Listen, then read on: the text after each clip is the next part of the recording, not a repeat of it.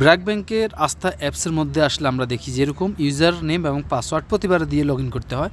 তো আপনাদের যাতে এইভাবে ইউজার নেম এবং পাসওয়ার্ড বারবার দিয়ে লগ ইন যে ঝামেলাটা যাতে আপনার কম হয় বা আপনি শর্টকাট আসতে পারেন সেই সিস্টেমটা দেখে নিন। তো এখানে আসলে আপনি ব্র্যাক ব্যাংক আস্থার যেই এখানে ইউজার নেম এবং পাসওয়ার্ড এই দুইটা পরিবর্তে প্রথমে আমরা কী করব, এখানে রেজিস্ট্রেশন করব, রেজিস্টার বায়োমেট্রিক সিস্টেম। তো এখানে রেজিস্টার বায়োমেট্রিক সিস্টেম আমি ক্লিক করলাম।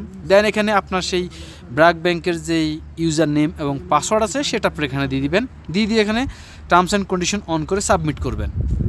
দেন এবার আমরা এখানে সাবমিটে ক্লিক করব।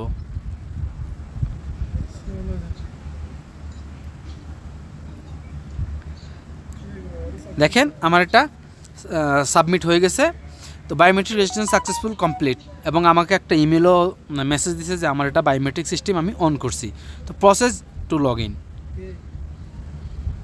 এবার দেখেন এখানে সিস্টেমটা কিন্তু এখন পাল্টে গেছে। আগে ছিল একরকম সিস্টেম, এখন অন্যরকম সিস্টেম। আপনি চাইলে কিন্তু ল্যাঙ্গুয়েজ বাংলা করতে পারেন, সেই জন্য কিন্তু আপনি জাস্ট এখানে বাংলা ল্যাঙ্গুয়েজ এখানে ক্লিক করলে বাংলা হয়ে যাবে। তো আমরা এখন কী করব, জাস্ট এখানে ক্লিক করব। দেন আমি আমার মোবাইলের বায়োমেট্রিক সিস্টেমটা দিলাম, মানে আমার ফিঙ্গারপ্রিন্ট দিলাম। দেখেন ফিঙ্গারপ্রিন্ট সাকসেস। আপনাকে আর কিছু করতে পারেন, বারবার অ্যাকাউন্টের মধ্যে ইউজার নেম পাসওয়ার্ড দিয়ে লগ ইন করার প্রয়োজন হবে না। আপনি জাস্ট ফিঙ্গারপ্রিন্ট দিলে আপনার মোবাইলের মধ্যে এইভাবে আপনি লগ ইন করতে পারবেন। একেবারে খুবই সহজে আপনারা এই সিস্টেমটা চালু করে নিতে পারেন। এবার জাস্ট আমরা আবার লগ আউট দিয়ে দিচ্ছি।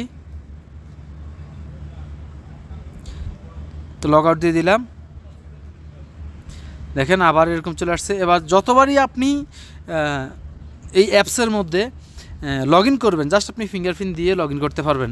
আর অনেক সময় দেখবেন যে এখানে যদি আপনার বায়োমেট্রিক সিস্টেমটা আউট হয়ে যায়, বা আপনি সফটওয়্যার যদি আপনি আনইনস্টল করে আবার ইনস্টল করেন, বা সফটওয়্যার যদি বড় ধরনের কোনো আপডেট আসে, সেক্ষেত্রে কিন্তু এটা লগ আউট হয়ে যাবে বা এখান থেকে সরে যাবে। পরবর্তীতে আপনি এখানে সেম একই রকমভাবে আবারও লগ ইন করে নিলে আপনারটা একই রকম চালু হয়ে যাবে।